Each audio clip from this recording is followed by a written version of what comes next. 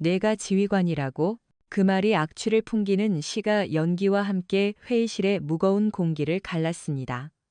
경멸과 조롱이 가득 담긴 목소리.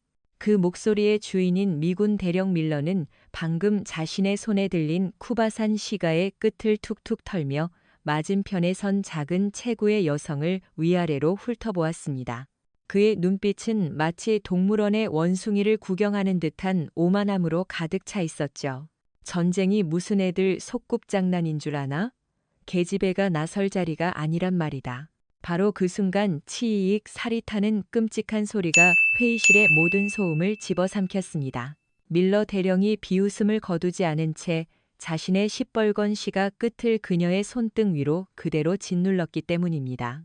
3초 뒤 그녀의 결정에 미군 전체가 침묵하게 될 것이라고는 그 자리에 있던 그 누구도 상상하지 못했습니다.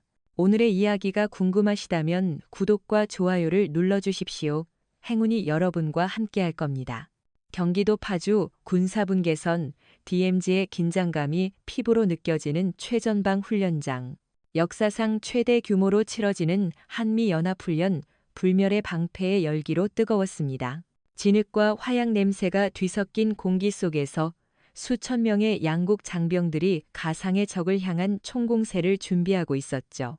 하지만 훈련의 열기보다 더 뜨거운 것은 양국 지휘관들 사이에 흐르는 보이지 않는 신경전이었습니다. 특히 미군 기갑여단을 이끄는 밀러 대령의 존재는 훈련 내내 한국군에게 모욕 그 자체였습니다. 그는 노골적으로 한국군을 무시했습니다. 한국군 장교가 브리핑을 할 때면 대놓고 하품을 하거나 한국군이 사용하는 K 소총을 보며 장난감 총이라고 비웃기도 했죠. 그의 부대원들 역시 그의 오만한 태도를 그대로 닮아 한국군을 따라다니는 보조 인력 정도로 취급했습니다. 하지만 한국군 지휘관들은 동맹이라는 이름 아래 터져나오는 분노를 억지로 삼킬 수밖에 없었습니다. 모든 갈등이 폭발한 것은 작전 개시를 불과 몇 시간 앞둔 최종 전략회의에서였습니다. 거대한 작전 지도 앞에 선 밀러 대령은 자신만만한 목소리로 자신의 계획을 설명했습니다. 전략은 간단하다. 우리의 압도적인 화력을 이용해 저 가상의 적 진지를 융단 폭격으로 초토화시킨다. 개미 새끼 한 마리 살아남지 못하게 밀어버리는 거다. 그의 계획은 단순하고 무식했습니다. 마치 거대한 망치로 호두를 깨려는 것과 같았죠. 한국군 측 작전 참모가 조심스럽게 입을 열었습니다. 대령님, 하지만 그 방식은 아군의 가상 피해율이 너무 높게 나옵니다. 또한 적의 지휘부가 지하 벙커에 있을 경우 단순한 폭격으로는 타격을 줄 수 없습니다. 밀러는 코웃음을 쳤습니다. 피해? 전쟁에 피해가 없는 줄 아나? 약해 빠진 소리 집어치워. 우리는 미군이다. 화력으로 밀어붙이면 그만이야. 바로 그때였습니다. 회의실 구석에서 내내 침묵을 지키고 있던 한 사람이 조용히 자리에서 일어났습니다. 그녀는 전투복 어깨에 별 2개, 소장 계급장을 단 흑호부대의 사단장 이지연이었습니다. 그녀는 군 내에서도 유령이라 불리는 전설적인 인물이었습니다. 화려한 언변이나 인맥이 아닌 오직 실력 하나만으로 비공개 특수작전을 성공시키며 군 최고 수뇌부의 신임 아래 초고속으로 진급한 입지전적인 인물이었죠. 그녀는 지도 앞으로 걸어 나와 가느다란 손가락으로 적진의 깊숙한 한 지점을 가리켰습니다. 밀러 대령님. 대령님의 계획은 힘자랑에 불과합니다. 적의 머리를 부수는 게 아니라 깃털만 태우는 꼴이 될 겁니다. 그녀의 목소리는 나지막했지만 회의실의 모든 사람들의 귀에 정확히 꽂혔습니다. 저는 다른 계획을 제안합니다. 제 부하들 707특임대대 요원 12명을 적의 배후로 침투시키겠습니다. 적의 레이더망을 피해 이 협곡을 따라 이동하면 단 3시간 안에 적 지휘부 벙커에 도달할 수 있습니다. 폭격으로 소란을 피우는 대신 외과 수술처럼 정확하게 적의 심장만 도려내는 겁니다. 그것은 대담하고 정교하며 군더더기 없는 완벽한 계획이었습니다. 회의에 참석한 모든 한국군 장교들의 눈이 빛났습니다. 하지만 밀러 대령의 얼굴은 분노로 일그러졌습니다. 감히 일개 동양인 여자가 그것도 자신의 위대한 작전에 토를 달았다는 사실을 참을 수 없었기 때문입니다. 닥쳐. 밀러가 고함을 질렀습니다. 내가 지휘관이라고? 일개 사단장 주제에 감히 연합군 총괄 지휘관인 내 앞에서 작전을 논해? 여자가 뭘 안다고 나서? 그의 입에서 나온 말은 명백한 인종차별이자 여성 비하였습니다. 회의실의 공기가 순식간에 얼어붙었습니다. 이지연 소장의 부관인 김중령이 분노를 참지 못하고 허리에 찬 권총 손잡이에 손을 가져갔습니다. 하지만 이지연은 눈짓 하나로 그를 제지했습니다. 그녀의 얼굴에는 어떤 감정의 변화도 없었습니다. 마치 길가에 개가 짖는 것을 듣는 것처럼 그녀는 그저 밀러를 무표정하게 응시할 뿐이었죠. 그녀의 그 평온한 태도가 밀러의 마지막 이성의 끈을 끊어버렸습니다. 그는 자신이 이 회의실의 왕이라는 것을, 자신의 권위에 도전하는 자의 말로가 어떤 것인지를 똑똑히 보여줘야겠다고 결심했습니다. 그는 입에 물고 있던 시가를 빼들었습니다. 그리고는 이지연 소장에게 성큼성큼 다가갔습니다. 그는 비웃음을 거두지 않은 채 그녀가 작전지도 위에 올려놓은 하얀 손등을 향해 시뻘겋게 타오르는 시가 끝을 그대로 짓눌렀습니다. 7.2. 단백질 타는 역겨운 냄새와 함께 그녀의 살결 위로 검은 낙인이 새겨졌습니다. 끔찍한 고통이 느껴졌을 테지만 이지연 소장은 신음소리 하나 내지 않았습니다. 그녀는 눈 하나 깜빡하지 않았습니다. 그녀는 그저 얼음보다 차가운 눈으로 밀러의 눈을 꿰뚫어 볼 뿐이었습니다. 그녀의 눈 속에서 밀러는 아주 잠깐이었지만 죽음의 그림자를 보았습니다. 하지만 그는 곧 그 섬뜩한 느낌을 떨쳐버렸습니다. 그는 자신의 완벽한 승리를 확신하며 의기양양하게 외쳤습니다. 내 계획에 불만 있는 놈 또 있나? 없으면 당장 훈련 준비해. 회의실의 모든 이들이 공포와 분노, 그리고 무력감에 빠져 고개를 숙였습니다. 이제 누구도 감히 저 미친 미군 대령에게 맞설 수 없었습니다. 하지만 그들은 보지 못했습니다. 고통을 참아내는 이지연 소장의 차가운 눈동자 깊은 곳에서 지옥의 불꽃보다 더 뜨거운 무언가가 조용히 타오르기 시작했다는 것을. 그것은 분노가 아니었습니다. 그것은 계산이었습니다.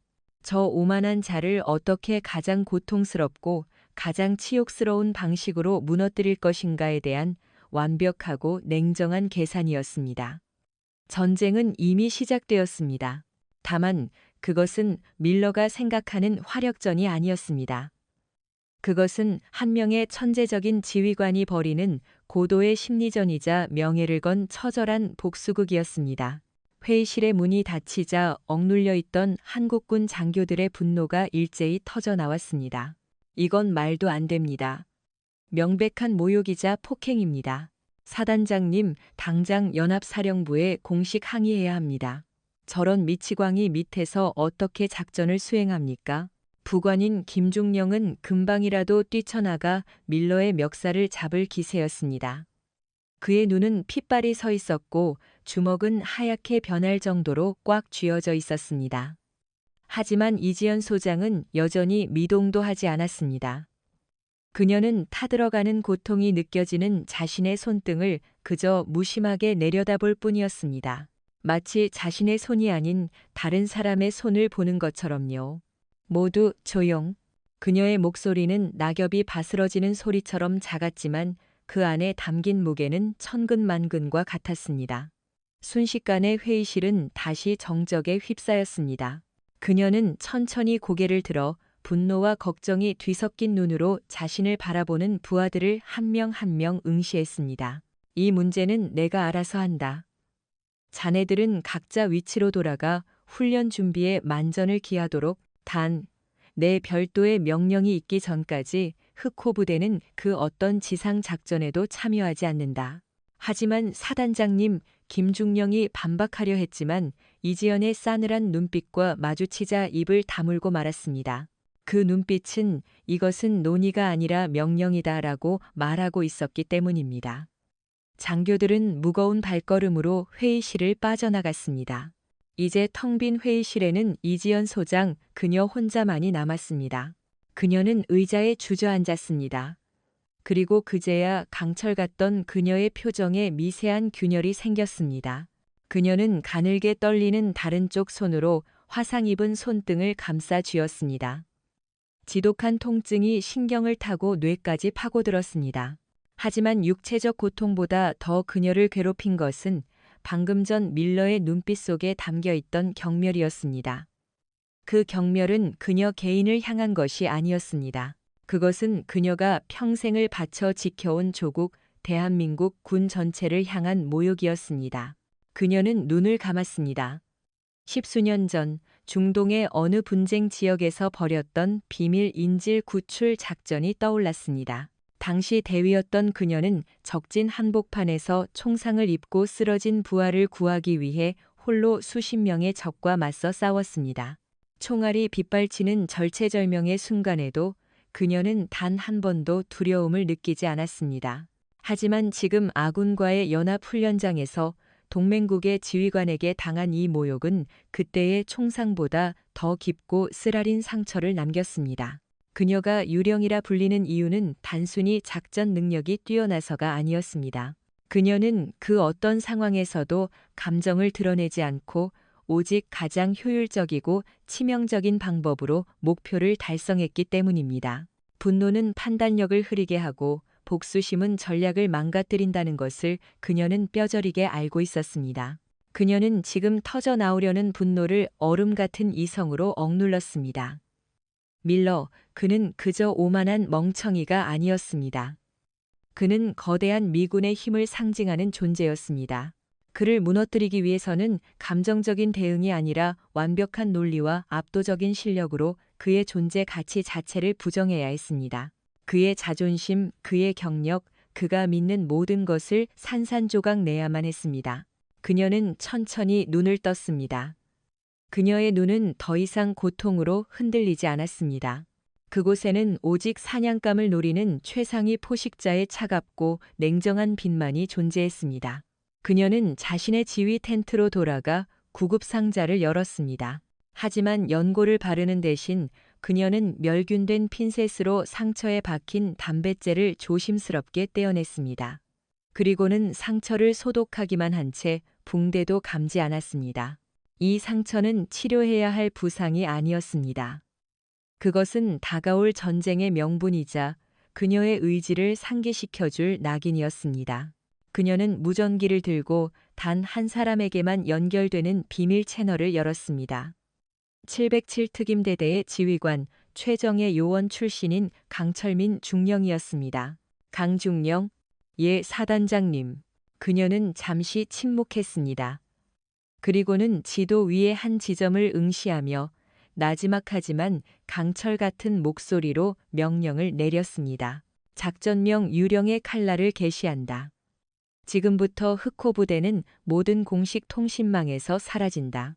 자네와 자네의 대원들은 내비게이션도 지도도 없는 유령이 되어 오직 내 명령만을 따라 움직인다. 알겠습니다. 목표는 어디입니까? 강중령이 물었습니다. 이지현은 창밖으로 펼쳐진 밀러의 부대가 진격할 경로를 차갑게 내려다보며 대답했습니다. 목표는 전쟁을 끝내는 것이다. 그 짧고도 의미심장한 명령. 그것은 단순히 가상의 적을 물리치는 것을 넘어 이번 훈련의 판 자체를 뒤엎어 버리겠다는 선전포고였습니다. 같은 시각 밀러 대령은 자신의 막사에서 축배를 들고 있었습니다. 그는 자신의 부관들에게 의기양양하게 떠벌리고 있었죠. 그 계집의 얼굴 봤나? 이제 찍소리도 못할 거다. 이게 바로 힘의 차이라는 거다. 그는 몰랐습니다. 자신이 방금 잠자는 호랑이의 코털을 건드린 것이 아니라 지옥의 문을 제 손으로 직접 열어 젖혔다는 사실을. 거대한 폭풍이 가장 고요한 모습으로 전장을 향해 움직이기 시작하고 있었습니다. 모든 부대 총공격 개시. 훈련 개시를 알리는 밀러 대령의 우렁찬 목소리가 확성기를 통해 훈련장 전체에 울려 퍼졌습니다. 그와 동시에 땅이 울리고 하늘이 찢어지는 듯한 굉음이 시작되었습니다. 미군의 에밀 에이브람스 전차 수십 대가 흙먼지를 일으키며 포효했고 그 뒤를 따라 한국군의 K 흑표 전차와 장갑차들이 거대한 강철의 파도처럼 밀려나갔습니다. 하늘에서는 아파치 헬기와 코브라 헬기가 편대를 이루어 로켓을 발사했고 후방의 포병 진지에서는 K9 자주포가 불을 뿜으며 가상의 적 진지를 향해 포탄을 쏟아부었습니다. 밀러 대령은 연합지휘 통제소의 대형 스크린을 통해 이 장관을 지켜보며 만족스러운 미소를 지었습니다. 스크린은 온통 폭발 섬광과 포연으로 가득했습니다. 이것이 바로 그가 신봉하는 전쟁의 방식이었습니다. 압도적인 화력, 파괴, 그리고 공포. 그는 자신의 전술 교본에 섬세함이나 효율성 같은 단어는 존재하지 않는다고 공공연히 말하고 다녔습니다. 봐라. 이것이 바로 미합 중국의 힘이다. 적갓 가상의 적 따위는 1시간 안에 지도에서 지워버릴 수 있어. 그의 주변에 있던 미군 장교들은 박수를 치며 환호했습니다. 하지만 한국군 측 지휘관들은 착잡한 표정을 감추지 못했습니다. 저 무차별적인 포격 속에서 아군의 가상 피해 수치가 기하급수적으로 올라가고 있었기 때문입니다. 하지만 그 누구도 감히 이의를 제기하지 못했습니다. 특히 회의실에서 이지연 소장이 당한 수모를 목격한 이후로는 더욱 그랬죠. 그런데 이상한 점이 하나 있었습니다. 이 거대한 전쟁 노름 속에서 단 하나의 부대만이 보이지 않았습니다. 바로 이지연 소장이 이끄는 흑호 부대였습니다. 그들의 위치를 나타내는 표식은 연합군 작전지도 위에서 아예 사라져 있었습니다. 마치 처음부터 존재하지 않았던 부대처럼 말입니다. 그 여자 부대는 어디 있나? 겁먹고 숨어버린 건가? 밀러가 비아냥거렸지만 그는 크게 신경 쓰지 않았습니다. 어차피 있으나 마나 한 전력이라고 생각했기 때문이죠. 같은 시각 훈련장에서 수십 킬로미터 떨어진 지도에도 제대로 표시되지 않은 험준한 산악지대. 밀러가 인간이 통과할 수 없는 곳이라고 단정했던 그곳에서 12명의 그림자가 소리 없이 움직이고 있었습니다. 그들은 바로 이지연 소장의 직속부대, 대한민국 최정예 특수부대 707 특임대대 유령팀이었습니다. 그들의 얼굴은 위장 크림으로 뒤덮여 있었고 등에는 최첨단 통신 장비와 폭약이 담긴 군장을 메고 있었습니다. 그들은 밧줄 하나의 의지에 수직에 가까운 암벽을 타고 내리고 맹독성 뱀들이 우글거리는 떼찌대를 소리 없이 건넜습니다. 그들의 움직임에는 단 하나의 군더더기도 없었습니다. 그들은 인간이 아니라 마치 자연의 일부인 것처럼 움직였습니다. 팀을 이끄는 강철민 중령은 귀에 꽂힌 초소형 수신기에만 집중하고 있었습니다. 그 수신기에서는 몇 분에 한 번씩 암호화된 아주 짧은 신호만이 들려왔습니다. 좌표 3, 7, 9, 2분간 대기. 전방 500m 적외선 감지 센서. 우회하라. 그 신호는 바로 이지연 소장이 직접 보내는 것이었습니다. 이지현은 지휘 텐트 안에서 위성 사진과 드론이 실시간으로 보내오는 지형 정보, 그리고 지난 수십 년간 축적된 비공개 군사지리 데이터를 종합하여 오직 그녀의 머릿속에만 존재하는 가장 안전하고 빠른 침투 경로를 만들어내고 있었습니다. 그녀는 12명의 대원들의 눈과 귀가 되어 수십 킬로미터 밖에서 그들을 원격으로 지휘하고 있었던 겁니다. 이것이 바로 그녀가 유령이라 불리는 또 다른 이유였습니다. 그녀는 전장에 직접 나가지 않고도 전장의 모든 것을 지배했습니다. 한 대원이 숨을 헐떡이며 강중령에게 물었습니다. 중령님, 도대체 우리의 목표가 무엇입니까? 왜 주력 부대와 합류하지 않는 겁니까? 강철민 중령은 잠시 멈춰서서 저 멀리 포연이 피어오르는 주력 부대의 진격 방향을 바라보았습니다. 그리고는 나지막하게 대답했습니다. 우리의 목표는 저 장난감 전쟁을 끝내는 것이다. 사단장님께서는 지금 새로운 전쟁의 규칙을 쓰고 계신다. 그들은 다시 움직이기 시작했습니다. 그들의 발걸음은 점점 더 깊고 어두운 곳으로 향했습니다. 그곳은 연합군이 설정한 작전구역을 완전히 벗어난 누구도 예상하지 못한 곳이었습니다. 이지현의 유령의 칼날 작전은 단순히 적 지휘부를 타격하는 것이 아니었습니다. 그것은 밀러가 짜놓은 전쟁의 판 자체를 무의미하게 만드는 것이었습니다. 그녀는 밀러가 화려한 불꽃놀이에 정신이 팔려 있는 동안 그의 등 뒤에 조용히 비수를 꽂을 준비를 하고 있었습니다. 그녀는 체스판 위에서 상대방의 왕을 잡기 위해 자신의 모든 병사들을 희생시키는 대신 단 하나의 퀸을 가장 예상치 못한 경로로 움직이고 있었던 겁니다. 시간이 흐르고 유령팀은 마침내 최종 목적지에 도달했습니다. 그곳은 빽빽한 숲으로 위장된 거대한 지하시설의 환풍구 앞이었습니다. 그 지하시설의 정체는 바로 이번 훈련의 가상적군, 청군의 총지휘부 벙커였습니다. 밀러의 무차별 폭격에도 끄떡없었던 이번 훈련의 핵심 목표물이었습니다. 강철민 중령은 수신기를 통해 마지막 보고를 했습니다. 사단장님, 목표 지점 도착.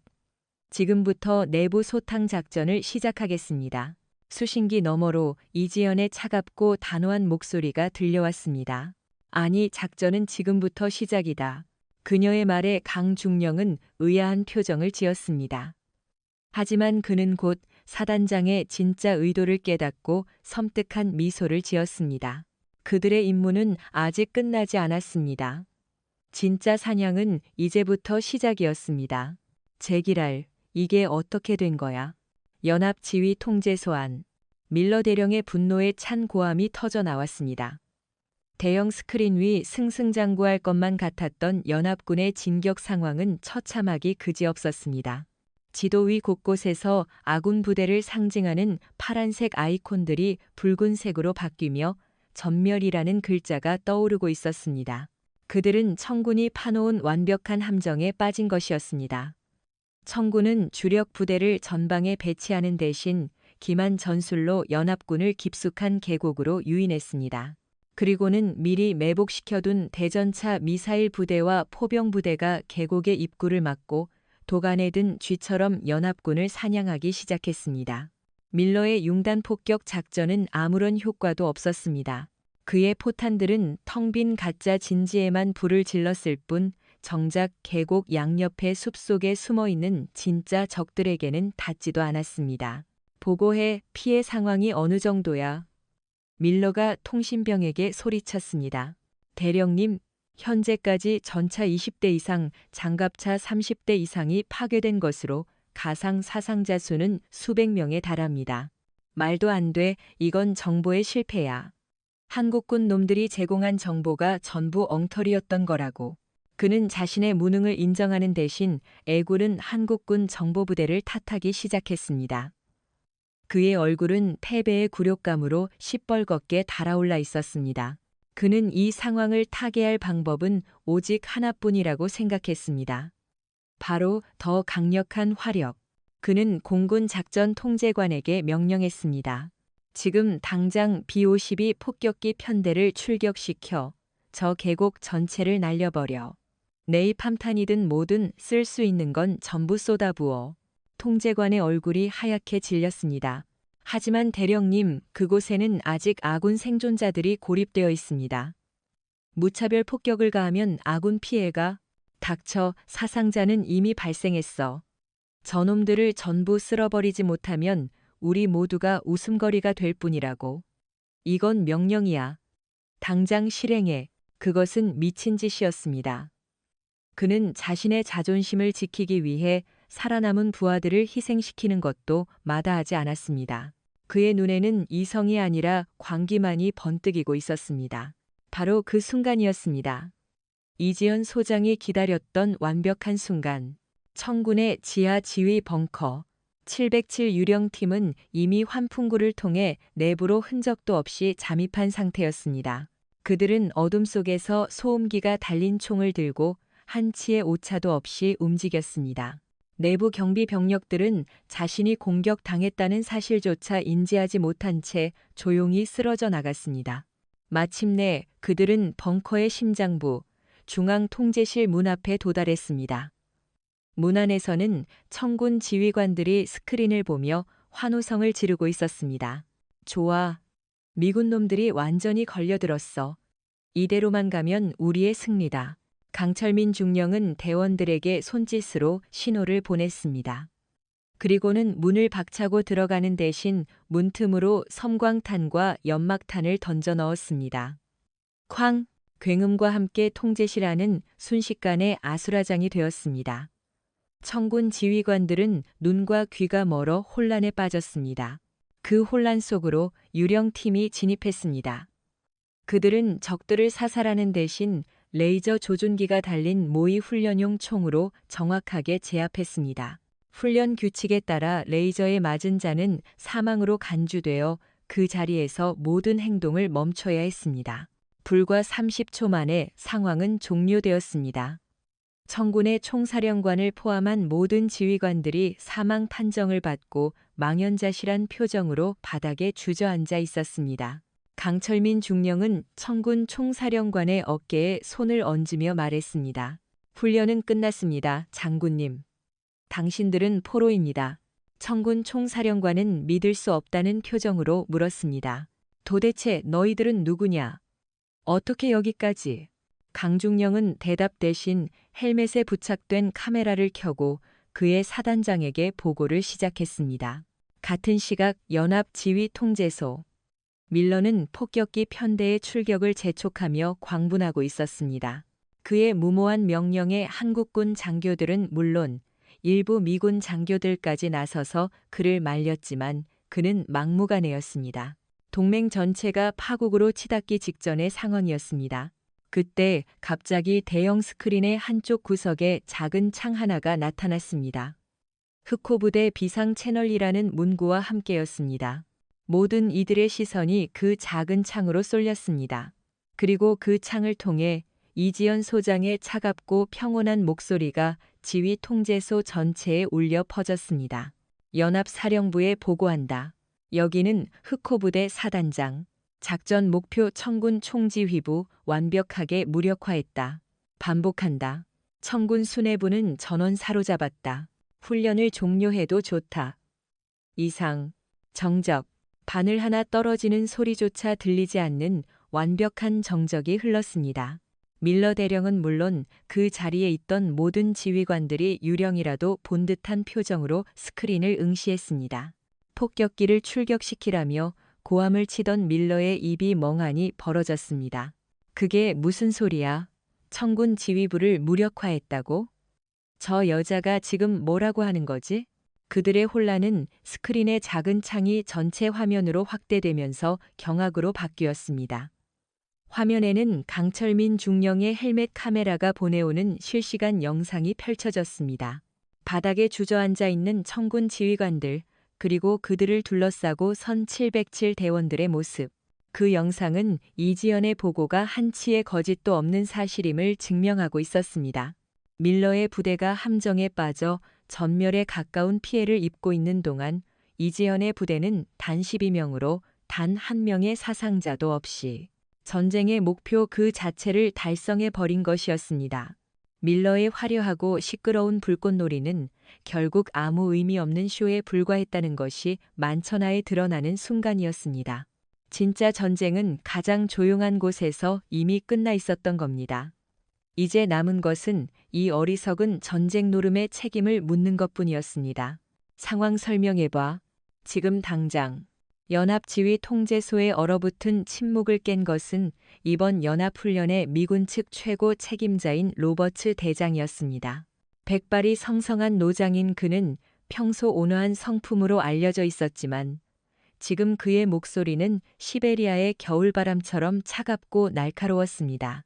그의 시선은 대형 스크린의 영상을 만든 이지연 소장이나 그 영상을 보고 있는 다른 이들이 아닌 자신의 작전 참모들을 향해 있었습니다. 저 흑호부대라는 유닛 왜 우리 작전 지도에 없었나? 그들의 이동 경로는 뭐였고 교신 내용은 왜 파악하지 못했지? 지난 1시간 동안 저 부대는 우리에게 유령이나 마찬가지였다는 건가? 그의 질문에 작전 참모들은 식은땀을 흘리며 고개를 숙일 뿐이었습니다. 아무도 대답하지 못했습니다. 아니, 할 수 없었습니다. 그들 역시 방금 스크린을 통해 벌어진 일을 전혀 파악하지 못하고 있었기 때문입니다. 그들의 최첨단 정보 시스템과 감시망은 이지연 소장과 707 특임대대의 움직임을 단 하나도 포착하지 못했습니다. 그들은 말 그대로 허공에서 날아온 승전보를 받은 셈이었습니다. 로버츠 대장의 얼굴이 딱딱하게 굳어졌습니다. 이것은 단순한 정보의 실패가 아니었습니다. 자신들이 자랑하는 세계 최강의 군사 시스템이 한국의 한 여성 지휘관의 지략 앞에 완벽하게 농락당했다는 것을 의미했기 때문입니다. 이것은 굴욕이었습니다. 그는 턱짓으로 통신병에게 지시했습니다. 이지연 소장 채널 연결해. 잠시 후 이지연의 목소리가 다시 스피커를 통해 흘러나왔습니다. 말씀하십시오, 장군님. 이 소장, 축하하네. 아주 인상적인 작전이었어. 로버츠 대장은 애써 감정을 억누르며 말했습니다. 하지만 묻고 싶은 게 있네. 왜 독단적으로 행동했나? 왜 연합군의 지휘 체계를 따르지 않았지? 자네의 행동은 연합군의 공조를 해치는 심각한 항명 행위로 비칠 수 있다는 걸 모르나? 그의 말에는 칭찬과 질책이 교묘하게 섞여 있었습니다. 그는 그녀의 능력을 인정하면서도 동시에 그녀의 돌출 행동에 대한 책임을 묻고 있었습니다. 스피커 너머로 이지연의 나지막한 대답이 들려왔습니다. 장군님, 저는 항명한 것이 아닙니다. 저는 제 부하들과 나아가 연합군 전체의 불필요한 희생을 막기 위해 지휘관으로서 최선의 결정을 내렸을 뿐입니다. 최선의 결정이라고? 로버츠 대장이 미간을 찌푸렸습니다. 예, 저는 최종 전략 회의에서 밀러 대령의 작전이 명백한 실패로 이어질 것이며 과도한 아군 피해를 유발할 것임을 직감했습니다. 또한 그의 불안정한 감정 상태와 독선적인 지휘 방식은 연합군 전체를 위험에 빠뜨릴 수 있는 심각한 안보 리스크라고 판단했습니다. 그녀의 목소리는 담담했지만 그 안에 담긴 내용은 하나하나가 비수처럼 날아와 밀러의 심장에 박혔습니다. 그녀는 밀러를 무능하고 위험한 지휘관이라고 공개적으로 선언한 것이나 마찬가지였습니다. 밀러가 펄쩍 뛰며 소리쳤습니다. 거짓말, 저 여자가 지금 날 모함하는 겁니다. 장군님, 이건 명백한 하극상입니다. 하지만 로버츠 대장은 손을 들어 그의 말을 막았습니다. 그는 이지연에게 다시 물었습니다. 그래서 자네는 그 리스크를 피하기 위해 독자적인 행동을 했다는 건가? 그렇습니다, 장군님. 저는 한미연합 작전 규정 제7조 2항 아군 지휘관의 명백한 오판 및 지휘 불능 상황 발생 시 예하 부대 지휘관은 독자적 판단에 따라 부대의 생존과 임무 완수를 위한 긴급 조치를 취할 수 있다는 조항에 따라 행동했습니다. 그녀가 언급한 조항은 실제로 존재하는 규정이었습니다. 하지만 그것은 적의 공격으로 지휘 체계가 완전히 붕괴되는 최악의 상황을 가정한 거의 사문화된 조항이었습니다. 그 누구도 멀쩡히 살아있는 동맹군 지휘관을 지휘 불능 상태로 간주하고 이 조항을 발동하리라고는 상상조차 하지 못했습니다. 이지현의 대담함에 통제실 안의 모든 지휘관들이 경악을 금치 못했습니다. 그녀는 단순히 작전을 성공시킨 것이 아니었습니다. 그녀는 철저하게 규정과 논리를 이용하여 자신의 모든 행동에 완벽한 정당성을 부여하고 있었던 겁니다. 로버츠 대장은 잠시 침묵했습니다. 그는 이 상황이 얼마나 심각한지를 깨달았습니다. 만약 이지연의 주장이 받아들여진다면 그것은 미군 대령이 연합훈련 중에 지휘 불능 판정을 받았다는 전대미문의 사건이 됩니다. 그것은 미군의 자존심에 지울 수 없는 상처를 남기게 될 것입니다. 그는 마지막으로 물었습니다. 이 소장, 자네가 밀러 대령을 지휘 불능으로 판단한 객관적인 근거가 있나? 단순히 작전에 대한 견해 차이만으로는 그 조항을 발동할 수 없어. 그것은 이 모든 논쟁의 핵심을 찌르는 질문이었습니다. 그녀가 밀러의 불안정한 감정 상태를 증명할 수 있는가? 스피커 너머로 이지연의 대답 대신 짧은 침묵이 흘렀습니다. 그리고 잠시 후 통제실의 대형 스크린에 또 다른 영상이 나타났습니다. 그것은 최종 전략회의실의 CCTV 영상이었습니다. 영상 속에서 밀러는 이지연에게 고함을 치고 있었습니다. 그리고 잠시 후 그는 자신의 시뻘건 시가 끝을 그녀의 하얀 손등 위로 짓누르고 있었습니다. 영상은 소리 없이 재생되었지만 그 안에 담긴 폭력성과 모욕은 그 어떤 고함보다 더 강력하게 모든 이들의 뇌리에 박혔습니다. 이지연의 목소리가 다시 흘러나왔습니다. 장군님, 이것이 제 판단의 근거입니다. 자신의 의견에 반대한다는 이유만으로 비무장 상태의 동맹군 장성에게 신체적 위해를 가하는 지휘관. 저는 이런 인물에게 제 부하들의 목숨을 맡길 수 없었습니다. 로버츠 대장은 입을 굳게 다물었습니다. 그의 얼굴은 분노인지 굴욕감인지 모를 감정으로 붉게 물들었습니다. 그는 고개를 돌려 사색이 된 채 온몸을 떨고 있는 밀러 대령을 노려보았습니다. 밀러는 끝났습니다. 그는 자신의 오만함과 어리석음으로 제 손으로 자신의 무덤을 판 것이었습니다. 이지현은 단 한 번도 자신의 고통을 호소하거나 감정적으로 대응하지 않았습니다. 그녀는 그저 자신이 당한 모욕을 적의 심장을 찌르는 가장 차갑고 예리한 비수로 바꾸어 놓았을 뿐입니다. 전쟁은 끝났습니다. 이제 심판의 시간이 시작될 차례였습니다. 그 심판대 위에서 한 명의 영웅과 한 명의 죄인이 결정될 것이었습니다. 훈련 전면 중단.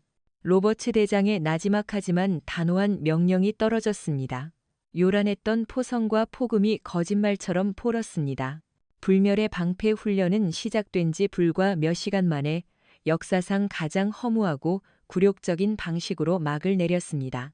밀러 대령, 자네는 즉시 지휘권을 부지휘관에게 이양하고 30분 내로 이곳 통제소로 복귀하도록. 그리고 이지연 소장, 자네도 마찬가지로 현장 지휘를 맡기고 이곳으로 오게. 양측의 입장을 직접 들어봐야겠어. 그것은 단순한 상황 보고를 위한 호출이 아니었습니다. 사실상의 청문회 소집 명령이었습니다. 이 전대미문의 사건의 진상을 파악하고 책임을 묻기 위한 자리였죠. 30분 뒤 연합지휘 통제소의 회의실. 거대한 원형 테이블을 사이에 두고 양국의 최고위급 장성들이 무거운 표정으로 마주 앉았습니다. 회의실의 공기는 살얼음판처럼 팽팽했습니다. 로버츠 대장이 상석에 앉아 있었고 그의 옆으로는 미군 측 주요 지휘관들이, 맞은편에는 합참의장을 비롯한 한국군 수뇌부가 자리했습니다. 잠시 후 회의실 문이 열리고 두 명의 주인공이 들어섰습니다. 먼저 들어온 것은 밀러 대령이었습니다. 그의 얼굴은 분노와 당혹감으로 벌겋게 상기되어 있었습니다. 그는 들어오자마자 로버츠 대장을 향해 억울하다는 듯 소리치려 했지만 로버츠 대장의 싸늘한 눈빛에 입을 다물고 말았습니다. 뒤이어 이지연 소장이 들어왔습니다. 그녀는 조금 전 통신으로 들었던 것과 조금도 다르지 않은 평온하고 침착한 모습이었습니다. 그녀는 붕대도 감지하는 붉은 화상 자국이 선명한 손을 일부러 감추지 않았습니다. 그녀는 묵묵히 자신의 자리에 앉아 그저 정면을 응시할 뿐이었습니다. 로버츠 대장이 먼저 입을 열었습니다. 밀러 대령, 자네부터 설명해보게. 회의실에서 있었던 일, 그리고 자네의 작전이 실패한 이유에 대해서. 밀러는 기다렸다는 듯이 목소리를 높였습니다. 장군님, 이건 전부 저 여자의 함정입니다. 그녀는 처음부터 연합군의 공조를 깰 작정이었습니다. 그녀가 제공한 엉터리 정보 때문에 제 부대가 매복에 걸려들었고 그 책임을 피하기 위해 제게 하극상을 벌인 것입니다. 회의실에서의 일은 그저 작은 의견 충돌 과정에서 생긴 사소한 실수일 뿐입니다. 그걸 빌미로 저를 지휘불능으로 몰아간 겁니다. 그의 변명은 구차하고 비논리적이었습니다. 그는 모든 책임을 이지연에게 떠넘기고 자신의 폭력 행위를 사소한 실수로 축소하려 했습니다. 그의 말을 듣는 한국군 장성들의 얼굴이 분노로 굳어졌습니다. 로버츠 대장은 그의 말을 끝까지 들은 뒤 아무런 표정 변화 없이 고개를 돌려 이지연을 바라보았습니다. 이 소장, 자네의 의견은 어떤가? 모든 이들의 시선이 이지현에게 쏠렸습니다. 그녀가 과연 어떤 반박을 할 것인가? 밀러처럼 감정적으로 소리치며 그의 거짓말을 비난할 것인가? 하지만 이지연은 그러지 않았습니다. 그녀는 자리에서 일어나 회의실 중앙에 있는 대형 브리핑 스크린 앞으로 걸어 나갔습니다. 그녀는 손에 들고 있던 작은 USB를 스크린과 연결했습니다. 저는 말로 변명하는 대신 데이터로 설명하겠습니다. 그녀의 목소리는 여전히 차분했습니다. 스크린에 첫 번째 화면이 나타났습니다. 그것은 이번 훈련 지역의 지형을 3D로 분석한 데이터였습니다. 이것은 지난 24시간 동안 저희 흑호부대 정보팀이 무인 드론과 위성 정보를 이용해 실시간으로 분석한 지형 및 적군 배치 예상도입니다. 보시는 바와 같이 청군은 주력 부대를 전방이 아닌 밀러 대령이 진격한 죽음의 계곡 양옆에 매복시키고 있었습니다. 저희는 이 정보를 훈련 개시 3시간 전에 이미 파악했고 규정에 따라 즉시 연합군 정보자산에 공유했습니다. 그녀의 말에 미군 측 정보 참모의 얼굴이 하얗게 질렸습니다. 그가 자리에서 벌떡 일어나 외쳤습니다. 거짓말입니다. 저희는 그런 정보를 받은 적이 없습니다. 이지현은 그를 돌아보지도 않은 채 다음 화면을 띄웠습니다. 화면에는 그녀의 정보팀이 미군 측 정보 서버에 해당 데이터를 전송한 시간과 미군 측 서버가 데이터를 수신했음을 확인하는 로그 기록이 선명하게 찍혀 있었습니다. 수신 기록은 거짓말을 하지 않습니다. 아마도 누군가가 이 정보를 신뢰할 수 없는 한국군 정보로 치부하고 무시했거나 혹은 확인조차 하지 않았을 겁니다. 그녀의 말은 실패의 원인이 한국군의 정보 실패가 아니라 미군의 정보 분석 실패 혹은 오만함에 있었음을 명백히 증명하고 있었습니다. 그녀는 다시 화면을 바꿨습니다. 이번에는 밀러의 융단 폭격 작전과 그녀의 유령의 칼날 작전을 시뮬레이션으로 비교한 데이터가 나타났습니다. 밀러 대령의 작전은 설령적의 매복이 없었다 하더라도 목표 지휘부 벙커를 파괴할 확률이 15% 미만이었습니다. 반면 아군 피해율은 40%를 상회했습니다. 이것은 작전이 아니라 사실상의 자살 공격이었습니다. 반면 저희가 수행한 침투 작전은 성공 확률 95%, 아군 피해율 0%로 계산되었습니다. 저는 지휘관으로서 제 부하들을 15%의 성공 확률을 위해 40%의 희생을 감수해야 하는 사지로 몰아넣을 수 없었습니다. 그녀의 설명에는 단 하나의 감정도 섞여 있지 않았습니다. 오직 냉정한 데이터와 논리만이 존재했습니다. 그녀는 자신이 왜 독자적인 행동을 할 수밖에 없었는지를 숫자로 증명하고 있었던 겁니다. 그리고 마침내 그녀는 마지막 화면을 띄웠습니다. 그것은 아무런 데이터도 없는 검은 화면이었습니다. 그녀는 스크린을 등지고 회의실의 모든 장성들을 특히 로버츠 대장을 똑바로 응시하며 말했습니다. 그리고 마지막으로 규정 제7조 2항에 대해 말씀드리겠습니다. 저는 밀러 대령이 제게 가한 신체적 폭력 때문에 그를 지휘불능으로 판단한 것이 아닙니다. 물론 그것은 명백한 범죄 행위입니다. 하지만 제가 정말로 위험하다고 판단한 것은 그의 행동이 아니라 그의 눈빛이었습니다. 그녀는 자신의 화상 입은 손등을 들어 보였습니다. 자신의 의견에 반대하는 동맹군 장성을 아무런 망설임 없이 불타는 시가로 지지는 그 비이성적인 판단력. 자신의 분노를 통제하지 못하고 폭력으로 상대를 굴복시키려는 그 위험한 사고방식.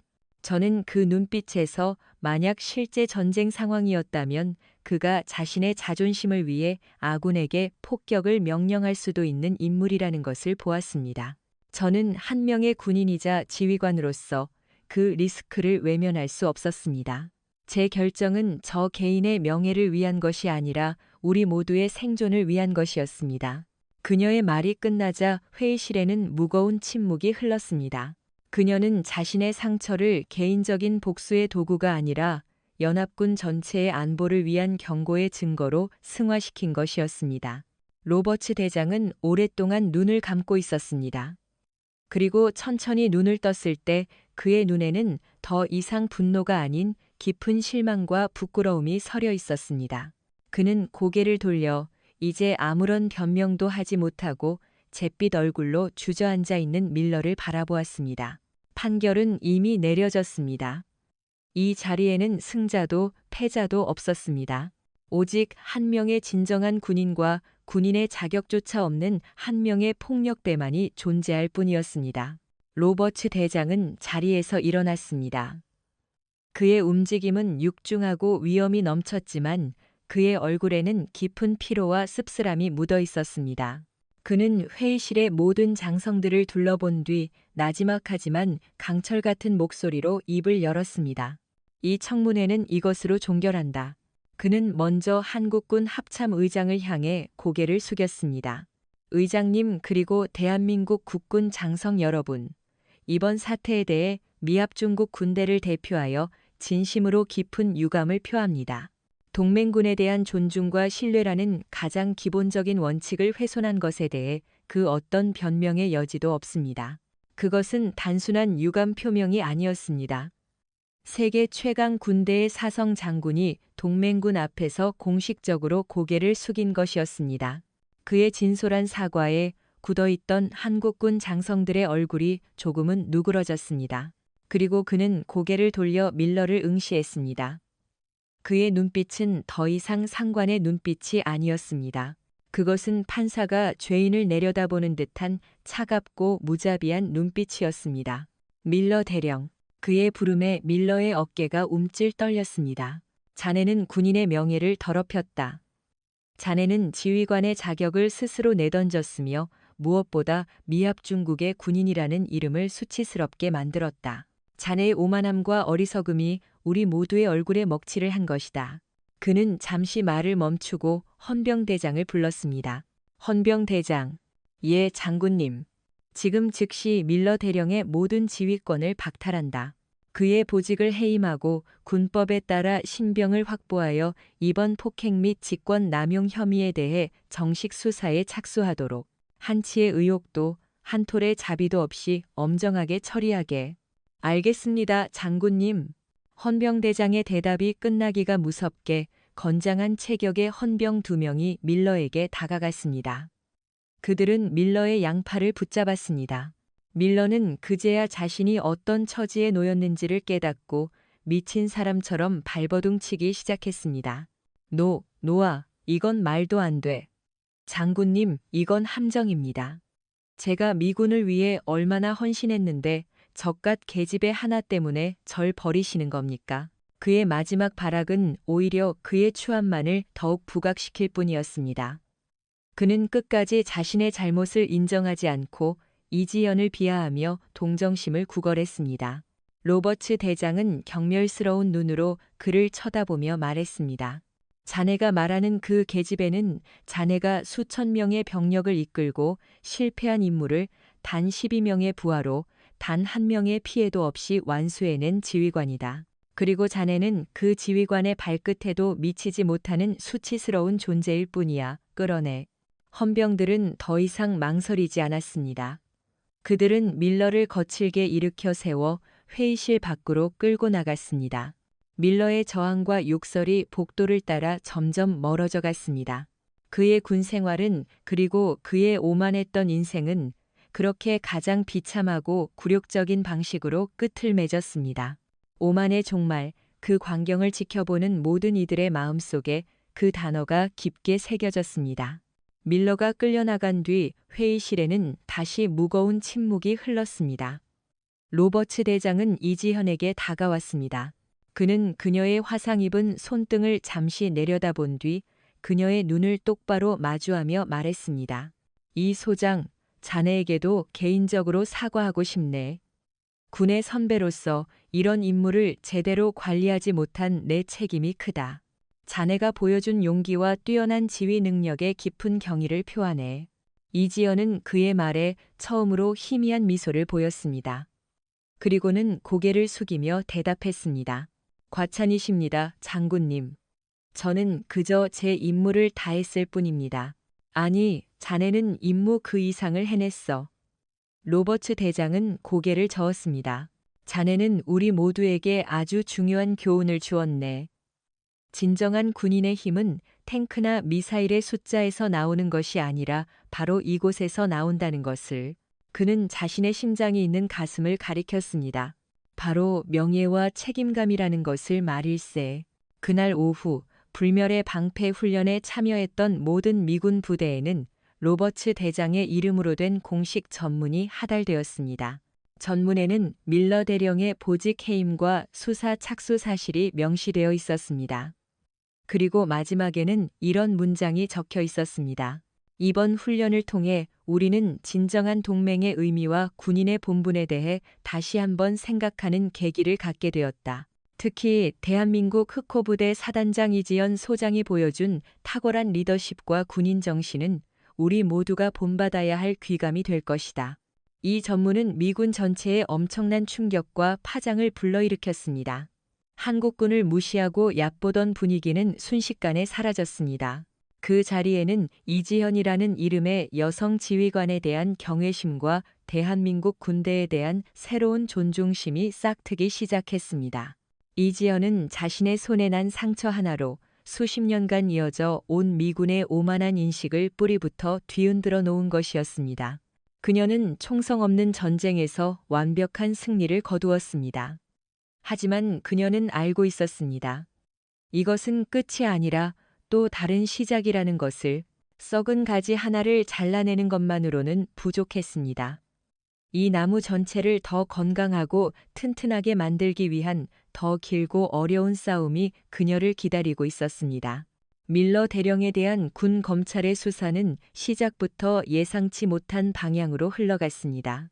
처음에는 단순한 폭행 및 직권 남용 혐의로 시작되었지만 그의 오만하고 독선적인 성격 탓에 그에게 불만을 품고 있던 수많은 내부 고발자들이 나타나기 시작했던 겁니다. 밀러 대령은 이전 근무지에서도 여러 차례 동맹군 장교들과 마찰을 빚었습니다. 특히 자신의 의견에 반대하는 이들을 무능하다고 낙인 찍고 인사상 불이익을 주는 일이 잦았습니다. 그는 평소에도 화력만이 전부라며 정교한 특수작전이나 정보전의 가치를 무시하는 발언을 일삼았습니다. 이번 훈련 계획 역시 그의 그런 독단적인 성향이 반영된 결과물입니다. 증언은 꼬리에 꼬리를 물고 이어졌습니다.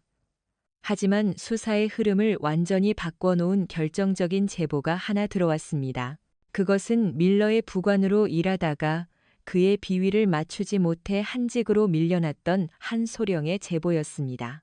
그는 떨리는 목소리로 수사관에게 충격적인 사실을 털어놓았습니다. 이번 불멸의 방패 훈련에서 밀러 대령이 유독 융단 폭격과 같은 대규모 화력 시범을 고집했던 이유가 따로 있습니다. 그것은 바로 특정 방산업체와의 검은 거래 때문입니다. 그의 말에 수사관들의 눈이 번뜩였습니다. 방산업체라니? 좀 더 자세히 설명해 보시오. 타이탄 디펜스라는 신생 방산업체가 있습니다. 그들은 최근 미군의 새로운 항공폭탄을 납품하기 시작했는데 아직 실전 데이터가 부족한 상태였습니다. 밀러 대령은 타이탄 디펜스의 로비를 받고 이번 대규모 훈련을 그들의 신형 폭탄 성능을 시험하고 홍보하는 쇼케이스로 활용하려 했던 겁니다. 그가 아군의 희생을 감수하면서까지 무리한 작전을 밀어붙인 이유는 바로 그 폭탄을 한 발이라도 더 소모하여 타이탄 디펜스로부터 거액의 뒷돈을 받기로 약속했기 때문입니다. 그것은 엄청난 폭로였습니다. 밀러의 행위는 단순한 오만이나 무능이 아니었습니다. 그는 자신의 사리사욕을 위해 동맹군과 부하들의 목숨을 담보로 위험한 도박을 벌인 파렴치한 범죄자였던 겁니다. 수사팀은 즉시 타이탄 디펜스와 밀러 대령의 자금 흐름을 추적하기 시작했습니다. 그리고 얼마 지나지 않아 그의 차명 계좌로 수십만 달러의 검은 돈이 흘러들어간 정황을 포착했습니다. 또한 타이탄 디펜스가 납품한 신형 폭탄의 성능 보고서가 조작되었으며 실제로는 폭발력이 기준치에 미달하거나 불발률이 높은 불량품이라는 사실까지 밝혀냈습니다. 만약 실제 전쟁에서 이 폭탄이 사용되었다면 어떤 끔찍한 결과를 낳았을지는 상상조차 하기 어려웠습니다. 이 모든 사실이 밝혀지자 미군 전체가 발칵 뒤집혔습니다. 사건은 이제 한 개인의 일탈을 넘어 군 전체의 명예와 신뢰를 뒤흔드는 거대한 방산비리 스캔들로 번져나갔습니다. 이지연 소장이 아니었다면, 만약 그녀가 밀러의 광기를 막지 않았다면 이 모든 추문은 훈련의 포연 속으로 영원히 묻혀버렸을지도 모릅니다. 이지연의 손등에 남은 흉터는 이제 더 이상 개인적인 모욕의 상징이 아니었습니다. 그것은 거대한 부패의 고리를 끊어낸 정의의 낙인이자 용기의 훈장이 되었습니다. 미 국방부와 의회까지 나서서 진상조사를 요구했고 로버츠 대장은 이 사건에 연루된 모든 이들을 발본색원하라는 특명을 내렸습니다. 수사의 칼날은 타이탄 디펜스는 물론 그들과 결탁한 군 내부의 다른 비리 세력들까지 향하기 시작했습니다. 한편 이지연 소장은 이 모든 소란에서 한 발 물러나 묵묵히 자신의 임무를 수행하고 있었습니다. 그녀는 수사 진행 상황에 대해 어떠한 언급도 하지 않았고 언론의 인터뷰 요청도 모두 거절했습니다.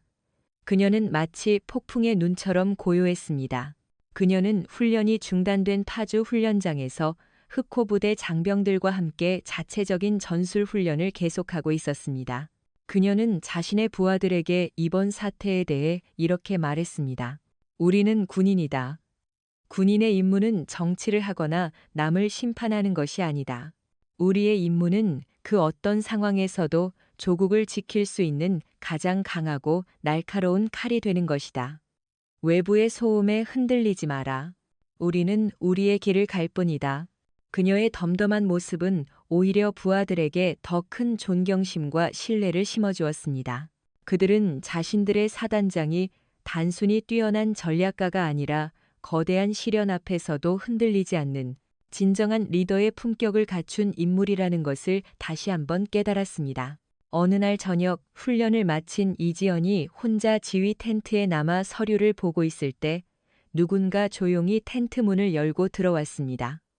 로버츠 대장이었습니다. 그는 수행원도 없이 혼자였습니다. 그는 이지연의 맞은편 의자에 조용히 앉았습니다. 그리고는 잠시 침묵하다가 무거운 입을 열었습니다. 이 소장. 자네 덕분에 우리 군의 몸속에 자라고 있던 거대한 암 덩어리를 발견했네. 고맙다는 말을 해야 할지 미안하다는 말을 해야 할지 모르겠군. 이지연은 서류에서 눈을 떼고 그를 조용히 응시했습니다. 군인이시라면 둘 다 하실 필요 없습니다. 장군님. 그저 해야 할 일을 하셨을 뿐이니까요. 그녀의 말에 로버츠 대장은 씁쓸한 미소를 지었습니다. 그는 품 안에서 작은 상자를 하나 꺼내 그녀 앞에 책상 위에 올려놓았습니다. 이건 미합 중국 국방부가 위대한 동맹이자 진정한 군인인 자네에게 바치는 작은 경의의 표시다. 받아주게. 상자 안에는 미군이 외국군에게 수여하는 최고 등급의 훈장, 공로 훈장이 영롱하게 빛나고 있었습니다. 그것은 그녀의 공적을 공식적으로 인정한 최고의 찬사였습니다. 하지만 진짜 이야기는 아직 끝나지 않았습니다. 이 훈장은 앞으로 벌어질 더 큰 변화의 서막에 불과했기 때문입니다. 시간이 흘러 밀러와 타이탄 디펜스를 둘러싼 모든 수사와 재판이 끝났습니다. 결과는 충격적이었습니다. 밀러는 단순 보직 해임을 넘어 이적 행위에 준하는 방산 비리, 직권 남용, 폭행 등 수십 개의 혐의가 인정되어 불명예 전역과 함께 수십 년의 징역형을 선고받았습니다. 그의 군인 연금은 몰수되었고 그의 이름은 미 육군 역사의 치욕의 상징으로 기록되었습니다. 타이탄 디펜스는 미군과의 모든 계약이 파기되었고 천문학적인 벌금과 함께 회사가 해체되는 수순을 밟았습니다. 그들과 결탁했던 군 내부의 다른 장교들과 로비스트들 역시 줄줄이 철창 신세를 지게 되었죠. 이지연 소장이 던진 작은 돌멩이 하나가 거대한 부패의 댐을 무너뜨리는 엄청난 파도가 된 것이었습니다. 사건이 마무리된 후 로버츠 대장은 약속대로 이지연 소장에게 수여된 공로 훈장을 들고 공식적으로 흑호부대를 방문했습니다. 부대 연병장에는 흑호부대의 모든 장병들이 도열해 있었고 반대편에는 로버츠 대장과 미군 측 주요 지휘관들이 예를 갖춰서 있었습니다. 양국 언론의 수많은 카메라들이 이 역사적인 순간을 담기 위해 분주하게 움직였습니다. 로버츠 대장은 단상에 올라 먼저 흑호부대 장병들을 향해 거수경례를 했습니다. 그리고는 엄숙한 목소리로 연설을 시작했습니다. 자랑스러운 대한민국 흑호부대 장병 여러분. 오늘 저는 한 명의 군인이자 동맹군의 대표로서 이 자리에 섰습니다. 얼마 전 우리는 불멸의 방패 훈련을 통해 불멸의 우정 대신 씻을 수 없는 과오를 남겼습니다. 한 개인의 오만과 부패가 우리 모두의 명예에 상처를 입혔습니다. 저는 이 자리를 빌려 그 모든 과오에 대해 다시 한번 머리 숙여 사과드립니다. 그는 연설을 멈추고 정말로 허리를 숙여 깊은 사의를 표했습니다. 그의 진심 어린 행동에 장병들 사이에서 나지막한 감탄사가 흘러나왔습니다. 그는 다시 고개를 들고 단상 아래에 서 있는 이지연 소장을 바라보았습니다. 하지만 우리는 이 시련 속에서 더 큰 희망을 발견했습니다. 우리는 진정한 군인 정신이 무엇인지를, 위대한 리더십이 어떤 것인지를 똑똑히 목격했습니다. 이지연 소장 앞으로 나와주시기 바랍니다. 이지연 소장이 절도 있는 걸음으로 단상 위로 올라갔습니다. 그녀의 얼굴은 여전히 평온했지만 그 안에는 조국과 부하들에 대한 깊은 자부심이 서려 있었습니다. 로버츠 대장은 훈장 상자를 열어 직접 이지연의 가슴에 훈장을 달아주었습니다. 그리고는 모든 카메라와 장병들이 지켜보는 앞에서 그녀에게 악수를 청했습니다. 소장, 아니 이 장군, 당신은 우리 모두의 영웅이요. 당신이 보여준 용기와 지혜는 단순히 하나의 부패 사건을 해결한 것을 넘어 한미동맹을 더 깊고 강한 신뢰의 반석 위에 올려놓았소. 이제 우리는 단순히 무기를 공유하는 동맹이 아니라 명예와 가치를 함께 지키는 진정한 전우가 되었소. 이지연은 그의 손을 굳게 잡았습니다. 두 사람의 손이 맞잡히는 순간 연병장에서는 우레와 같은 박수와 환호가 터져나왔습니다. 그것은 양국 군인들이 서로의 상처를 보듬고 새로운 미래를 함께 열어가는 감동적인 순간이었습니다. 수여식이 끝난 뒤 로버츠 대장은 이지연과 함께 부대 안을 걸으며 담소를 나누었습니다. 이 장군 손의 상처는 좀 어떻소? 이지현은 자신의 손등을 내려다보았습니다. 흉터는 옅어졌지만 여전히 선명하게 남아 있었습니다. 괜찮습니다, 장군님. 이제는 아프지 않습니다. 아니, 저 상처는 영원히 아파야 하오. 로버츠 대장은 단호하게 말했습니다. 저 상처는 우리 미군이, 그리고 나 자신이 다시는 오만함이라는 죄를 저지르지 않도록 평생 기억해야 할 교훈이기 때문이요. 그는 잠시 멈춰서서 진지한 얼굴로 그녀에게 제안을 하나 했습니다. 이 장군 혹시 미 육군 사관학교에서 우리 생도들을 위해 특별 강연을 해줄 수 있겠소? 나는 우리 젊은 장교들이 당신에게서 진정한 지휘관의 자세를 배우길 바라오. 그것은 파격적인 제안이었습니다. 미 육사의 강단에 현역 외국군 장성이, 그것도 여성 장성이 서는 것은 전례가 없는 일이었기 때문입니다. 이지현은 잠시 생각에 잠겼습니다. 그리고는 고개를 끄덕였습니다. 영광입니다, 장군님. 제가 그들에게 해줄 이야기가 있을지는 모르겠습니다만 기꺼이 가겠습니다. 그녀의 결정은 또 다른 전설의 시작을 예고하고 있었습니다. 그녀는 이제 대한민국을 넘어 세계 군대의 젊은 리더들에게 영감을 주는 존재가 될 것이었습니다.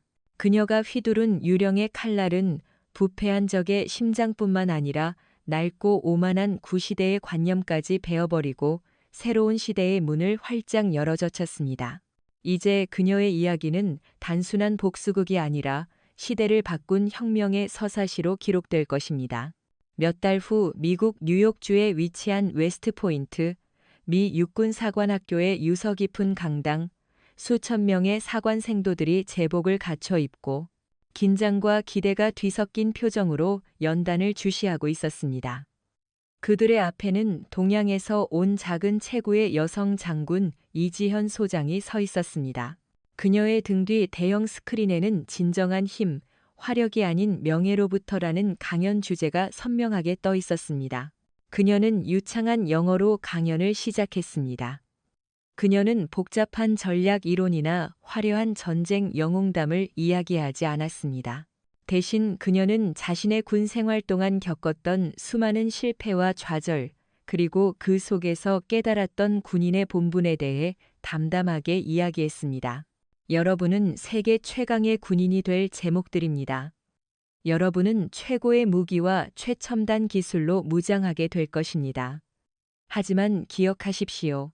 그 모든 것보다 더 중요한 것이 있습니다. 그것은 바로 여러분이 지휘하게 될 부하들의 생명과 여러분이 지켜야 할 조국의 명예입니다. 그녀는 자신의 손등에 남은 흉터를 들어보였습니다. 강당의 모든 생도들의 시선이 그 작은 상처에 집중되었습니다. 이 상처는 제게 두 가지를 가르쳐 주었습니다. 첫째, 통제되지 않는 힘은 얼마나 위험한가. 둘째, 그 힘 앞에서 신념을 지키는 것은 얼마나 고독하고 어려운 일인가 하는 것입니다. 여러분이 장교가 되어 현장에 나갔을 때 여러분은 수많은 선택의 기로에 서게 될 것입니다. 더 쉬운 길과 더 어려운 길, 더 빠른 길과 더 올바른 길 사이에서 말입니다. 그때마다 이 상처를 기억해 주십시오. 그리고 스스로에게 물어보십시오. 나는 과연 내 부하들의 목숨을 맡길 자격이 있는 지휘관인가? 그녀의 진심 어린 이야기는 그 어떤 영웅담보다 더 깊은 울림을 주었습니다. 강연이 끝나자 강당은 잠시 정적이 흐른 뒤 폭풍과도 같은 기립 박수가 터져 나왔습니다. 그 박수는 단순히 강연에 대한 감사를 넘어 한 명의 진정한 군인에 대한 깊은 존경의 표시였습니다. 그날 이후 웨스트포인트에는 이지현의 교훈이라는 말이 생겨났습니다. 그것은 단순히 지식을 배우는 것을 넘어 지휘관으로서 갖춰야 할 인격과 명예를 성찰하는 새로운 전통이 되었습니다. 시간이 흘러 이지현은 대한민국 최초의 여성 합참의장 후보로 거론될 만큼 군내에서 독보적인 존재가 되었습니다. 그녀의 이름 앞에는 항상 전설 영웅이라는 수식어가 따라붙었습니다. 하지만 정작 그녀 자신은 그 모든 명예와 권력의 중심에서 조용히 물러나 있었습니다. 그녀는 여전히 파주 최전방의 흑호부대 사단장으로 남아 젊은 군인들을 양성하는 일에만 전념했습니다. 어느 눈 내리는 겨울날 그녀는 새로 부임한 신임 장교들을 이끌고 DMZ 철책선을 순찰하고 있었습니다. 하얀 눈 위에 그녀와 젊은 장교들의 발자국이 나란히 찍혔습니다. 한 젊은 소위가 존경심 가득한 눈으로 그녀에게 물었습니다. 사단장님께서는 저희의 우상이십니다. 저희도 사단장님처럼 위대한 군인이 되고 싶습니다. 어떻게 하면 그렇게 될 수 있습니까? 이지연은 잠시 걸음을 멈추고 차갑게 얼어붙은 철책 너머 북녘의 땅을 바라보았습니다. 그리고는 나지막하게 대답했습니다. 위대한 군인이 되려고 애쓰지 말게. 그저 좋은 군인이 되면 되네. 좋은 군인 말씀이십니까? 그렇네. 매일 밤 잠자리에 들 때 나는 오늘 내 조국과 내 부하들에게 부끄럽지 않은 하루를 보냈는가? 라는 질문에 떳떳하게 예라고 대답할 수 있는 군인. 그것이 바로 내가 생각하는 가장 강하고 좋은 군인일세. 그녀는 다시 걷기 시작했습니다. 그녀의 손등에 남은 흉터 위로 하얀 눈송이 하나가 사뿐히 내려앉았습니다. 그 상처는 더 이상 아픔의 기억이 아니었습니다. 그것은 그녀가 평생을 바쳐 지켜온 신념의 증거이자 앞으로 그녀의 길을 따라올 수많은 후배들에게 남기는 조용하지만 영원한 유산이었습니다. 전설은 화려한 전쟁터에서 만들어지는 것이 아니었습니다. 그것은 매일의 고독한 성찰 속에서 자신의 명예를 지키려는 굳은 의지 속에서 조용히 완성되고 있었습니다. 이지연이라는 이름의 전설은 그렇게 대한민국 군의 심장 속에서 영원히 살아 숨쉴 것입니다. 오늘 이야기를 들으시면서 많은 분들이 아마 주먹을 꽉 쥐셨을 겁니다. 처음에는 끓어오르는 분노를 그리고 마지막에는 가슴이 뻥 뚫리는 듯한 통쾌함을 느끼셨을 테죠. 이 이야기는 단순히 한 여성 군인의 통쾌한 복수극을 넘어 우리가 살아가는 이 세상의 부조리와 그 안에서 우리가 어떻게 살아가야 하는지에 대한 깊은 질문을 던집니다. 우리는 종종 진정한 강함이 무엇인지에 대해 오해하곤 합니다. 밀러 대령이 보여준 모습이 바로 그 오해의 전형입니다. 그는 더 높은 계급, 더 큰 목소리, 더 파괴적인 무기를 힘이라고 믿었습니다. 그는 자신의 힘을 과시하기 위해 상대를 짓밟고 모욕하는 것을 서슴지 않았죠. 하지만 그의 힘은 모래성과 같았습니다. 외부의 충격이 없어도 자기 자신의 오만함과 어리석음이라는 파도에 너무나도 쉽게 무너져 내리고 말았습니다. 반면 이지연 소장이 보여준 강함은 전혀 다른 종류의 것이었습니다. 그녀의 힘은 밖으로 드러나는 것이 아니라 안으로 단련된 것이었습니다. 그것은 바로 존엄성과 인내에서 나오는 힘입니다. 그녀는 자신의 손등에 끔찍한 모욕의 낙인이 새겨지는 순간에도 비명을 지르거나 눈물을 흘리지 않았습니다. 감정적인 대응은 상대방에게 내가 너의 공격에 상처받았다는 사실을 인정하는 꼴밖에 되지 않는다는 것을 알았기 때문입니다. 그녀의 침묵은 나약함의 표현이 아니었습니다. 그것은 내까짓 공격으로는 나의 내면을 결코 무너뜨릴 수 없다는 가장 강력하고 품위 있는 선전포고였습니다. 우리 삶도 마찬가지입니다. 우리는 사회생활을 하면서 직장에서 심지어 가족관계 안에서도 크고 작은 시가 테러를 당하곤 합니다. 부당한 비난, 인격적인 모독, 억울한 오해 앞에서 우리는 쉽게 상처받고 분노하며 때로는 똑같은 방식으로 상대방에게 안갚음하고 싶은 유혹에 빠집니다. 하지만 이 이야기는 우리에게 가르쳐 줍니다. 진정한 승리는 상대방과 똑같은 진흙탕에 들어가는 것이 아니라 묵묵히 자신의 가치를 증명해내는 것이라고 말입니다. 나의 존엄성은 남이 함부로 짓밟을 수 있는 것이 아니라 오직 나 자신만이 지킬 수 있는 최후의 보루입니다. 또한 이지연 소장은 우리에게 정의는 단거리 경주가 아니라 마라톤이라는 사실을 보여줍니다. 그녀는 모욕을 당한 그 자리에서 바로 복수하지 않았습니다.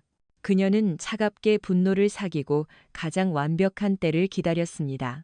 상대를 무너뜨릴 가장 확실한 증거와 논리를 준비하고 상대가 가장 빛나는 순간에 가장 깊은 나락으로 떨어뜨리는 치밀함을 보여주었지요. 우리의 삶에서 억울한 일을 당했을 때 조급함은 이를 그르치기 쉽습니다. 당장의 감정을 앞세우기보다 한 걸음 물러나 냉정하게 상황을 분석하고 가장 효과적인 해결책을 찾는 지혜가 필요합니다. 결국 그녀의 손등에 남은 흉터는 더 이상 수치의 상징이 아니었습니다. 그것은 불의에 굴복하지 않은 용기의 훈장이자 자신의 존엄성을 지켜낸 승리의 기념비가 되었습니다. 이 이야기는 우리 각자의 마음속에 있는 상처 또한 우리가 어떻게 받아들이고 이겨내느냐에 따라 얼마든지 자랑스러운 훈장이 될 수 있다는 희망의 메시지를 전하고 있습니다. 이 이야기는 교육적인 목적으로 제작되었습니다. 이 이야기를 구상하면서 저는 진정한 강함이란 무엇일까 깊이 고민했습니다. 그것은 밀러처럼 요란하게 소리치는 것일까? 아니면 이지연처럼 묵묵히 견뎌내는 것일까? 저는 후자의 모습을 그리고 싶었습니다. 시가로 손등을 지지는 장면은 사실 쓰면서도 무척 괴로웠습니다. 그것은 한 인간의 존엄성을 말살하려는 극단적인 폭력이었기 때문입니다. 하지만 저는 이지현이라면 비명을 지르거나 울지 않을 것이라고 믿었습니다. 왜냐하면 그녀의 정신은 그 고통보다 강인했기 때문입니다. 그녀의 침묵은 그 어떤 비명보다 더 큰 외침이었습니다. 그것은 말없이 선포하는 전쟁의 시작이었습니다. 저는 특히 그녀의 눈빛에 집중했습니다. 그녀의 눈은 피해자의 눈이 아니었습니다. 최후의 일격을 계산하는 사냥꾼의 눈이었죠. 그 대비가 제가 이 이야기에서 가장 매력적으로 느꼈던 부분이었습니다. 우리들 대부분은 삶에서 크고 작은 시가 사건들을 마주합니다. 부당한 평가, 공개적인 망신 같은 것들 말이죠. 그런 순간에 우리는 쉽게 좌절감을 느낍니다. 하지만 이 지연의 이야기가 여러분에게 한 가지 생각의 씨앗을 심어주었으면 합니다. 나의 존엄성은 타인에 의해 결코 빼앗길 수 없다는 생각. 나의 가치는 오직 나 자신만이 결정한다는 믿음. 그녀의 손등에 새겨진 흉터는 상징적입니다. 수치의 낙인 같았던 그 상처가 결국 명예의 훈장이 되는 과정. 여러분 각자의 삶에 있는 상처들도 언젠가 그런 상징이 될 수 있기를 바랐습니다. 그것이 제가 이 이야기를 통해 전달하고 싶었던 가장 핵심적인 메시지였습니다. 오늘 이야기에 대한 여러분의 생각을 댓글로 남겨주세요. 여러분이 생각하는 진정한 강함이란 무엇인가요? 여러분의 삶 속에서 불의에 맞서 자신의 존엄성을 지켜낸 경험이 있다면 그 용기 있는 이야기를 함께 나누어 주십시오. 구독과 좋아요는 저희가 더 좋은 이야기를 만드는데 큰 힘이 됩니다. 다음 시간에도 여러분의 가슴을 울리는 이야기로 찾아뵙겠습니다.